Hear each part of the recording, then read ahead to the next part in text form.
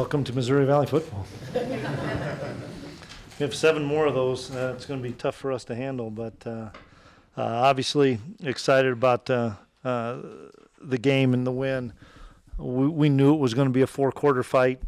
Both teams know each other so well. Both teams have their, took their punches and counter punches, and I knew it was going to come down to a possession or two, and they've got a really good football team. I think we have a really good football team. We made a couple more plays, and we were finally able to get a stop. So proud of the guys for showing the resolve that they did. We didn't have a great third quarter. Give them credit. They did some really nice things. And then the fourth quarter, we did some really good things in the fourth to be able to make enough plays to be successful. So hats off to those guys. They're a great team, and it's just one, and that's what we talked to the guys about. It's one game. We're going to enjoy the heck out of it for 24 hours, and then we are going to come back on Monday. And I thought that's our whole mantra is we have to prepare Monday through Friday to have a chance to be successful on Saturday. And I thought our preparation was really good. Doesn't mean you're always going to win, but I thought our preparation was exceptional, and we've got to be able to do it again on a weekly basis. So, Chris, you described Easton's game today, especially with his legs, that he was able, I think, 4 separate times to get first downs on third down. Yeah, we wanted to put the ball in his hands. He's a special player, and there's some critical plays there that he made with his feet. I thought he threw the ball really well. They did some good things, I thought, disguising some coverages and confused us. But it's, once again, knowing us so well. But I thought Easton played a great football game.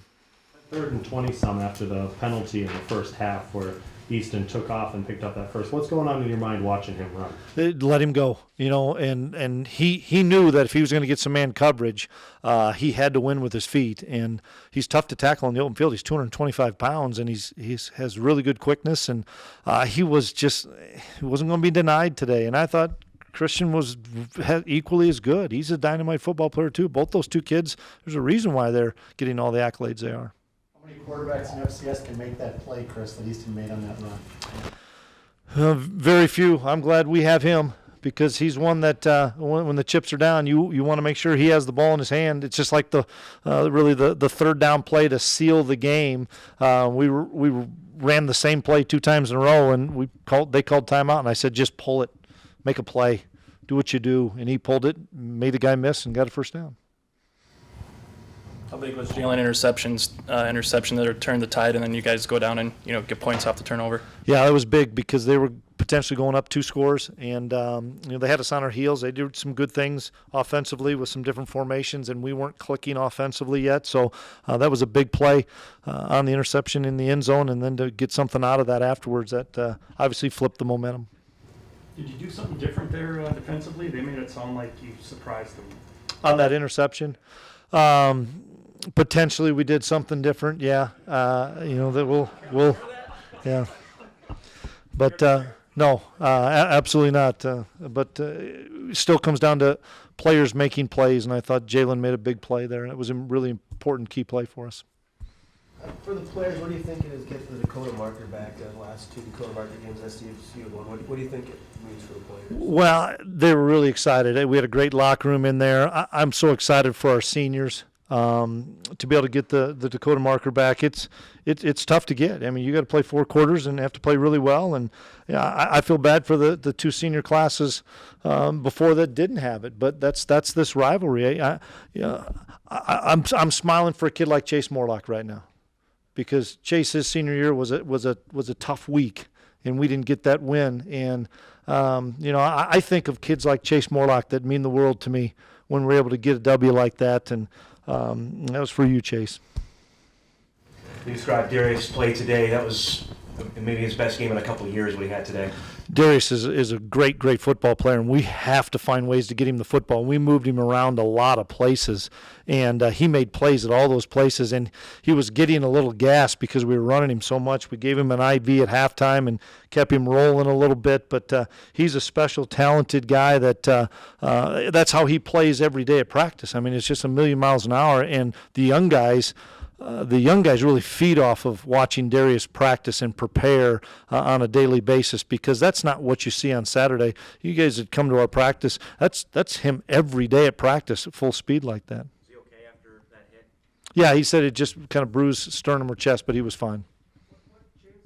Quarter maybe defensively, like I said, the third quarter, SDSU had you on your heels a little bit. What do you think defensively you did better in the fourth quarter? We changed up some line movements to try to get the play to spill outside a little bit more, try to get our speed to run it down. I thought the long touchdown run, they made a really good call off of a look that they'd shown 5 or 6 times in the first half that we adjusted to, and they counter-adjusted, made a good play, and then we just started to make some different line movements, and then our guys made plays. Dan Marlette made plays today, and Jabril made plays, and guys in the back end and guys up front. We were rotating so many guys in up front. Everybody played their tails off, and that's what you have to have. Everything's not going to be perfect when you have a really good offense going against a really good defense.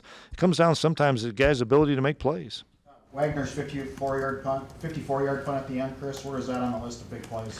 That's a Ben LeCompte type play, isn't it? He banged that, and then I thought our coverage units on punt were really good. There was one time that we kicked it in the middle, and they had a little bit of a return, and Bush did a great job making the tackle, but he came up big today, and we were able to flip the field. I was a little disappointed with our kick return because we got ourselves behind similar to what we did last year, and you just can't drive 85, 90 yards and be successful. That's something we have to clean up. But from the punt game, boy, we did a great job flipping the field. You mentioned Dan's play. This was a big game for him, being a Sioux Falls kid, and the 2 big tackles he had on third down in the fourth quarter. Yeah, those were huge to get us off the field when we were moving the football offensively. So I thought we were starting to wear them down a little bit, or at least get them tired. Maybe not wear them down, but get them tired.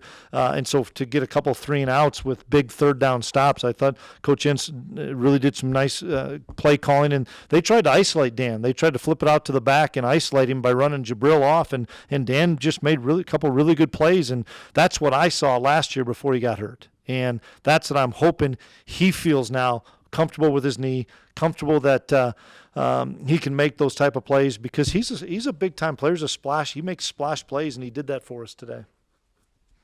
Any injuries, Chris, from today? Couple of nicks and bruises, but I didn't think Bobby never came up to me and said, "Hey, so and so's out." So that's encouraging. But we'll be banged up and have to be able to get him back for the next week.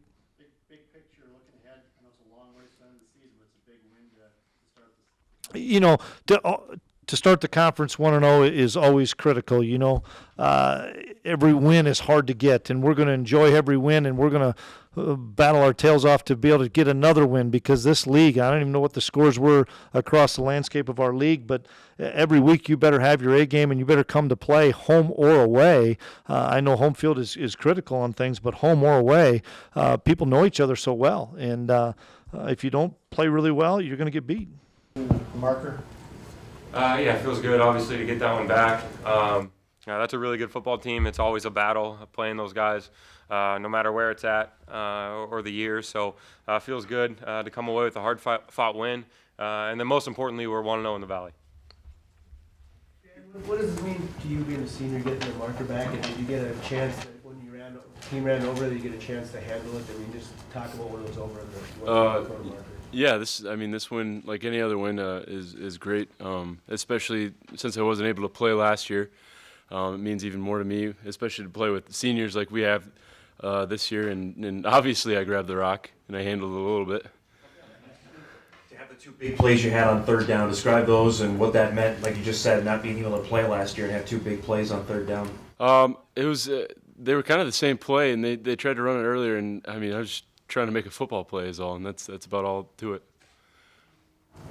Easton, did you get a sense today you may have to win the game with your legs? Was that something you thought going into the game, or how did that materialize? Yeah, well, it's always in the game plan. There was some of the stuff that was kind of just scramble drill and make a play, and guys did a really good job working through that. Offensive line did a good job creating lanes and things like that. And then when we called the design stuff, I thought we did a really good job getting people moved and playing fast.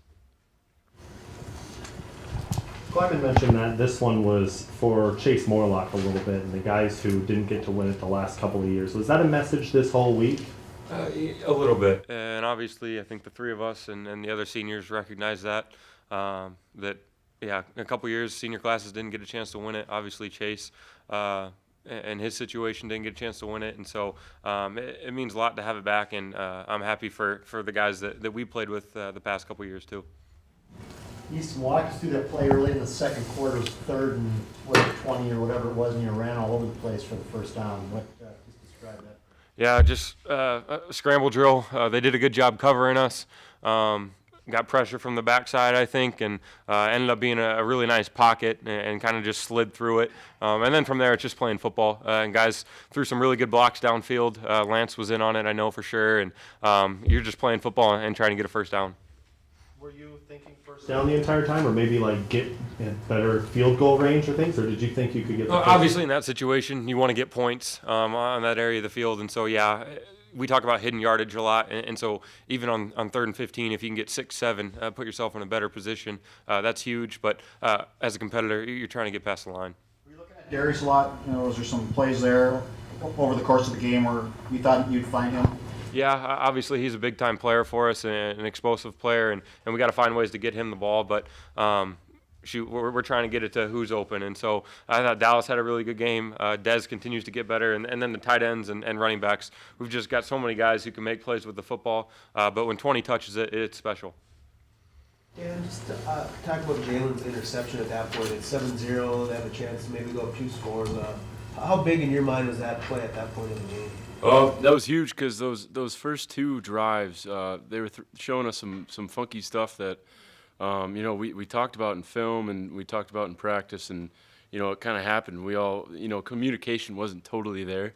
And then that second drive, Jalen picked it, and I mean, that's so much pressure relieved off the defense, and then being able to give the offense the ball back. Darius, describe your day today. Was there something that presented itself thinking you could have a big day today, or are you and Easton on the same page today? Yeah, I think we just clicked today, and the coach did a great job all week game planning, and then we did a great job just preparing all week to, you know, take advantage of the situation we were in, and it executed and it worked out today. Chris, he had you at different places today. Is that new today? Were you lined up in different formations? Just a few different spots. We're just trying to find ways to get the ball, you know, and get first downs. Said you needed an IV at halftime. Were you gassed at halftime? Yeah, just trying to stay hydrated. So. What happened on the hit late in the game? I went up for the ball, got to make that play, and just hit, number 2 had a good hit for their team. So, got the wind knocked out of me, but it's all good. Easton, big picture, how big is this one? I know it's just one, but it's a big one, especially to start conference play this way. Yeah, like I said, our goal every year is to win the Missouri Valley, and this is the first step. And it's obviously a really good opponent, someone that's going to win a lot of football games down the road and in the conference. And so you got to win at home in the Valley. We're fortunate to do that, and we're ready to move on.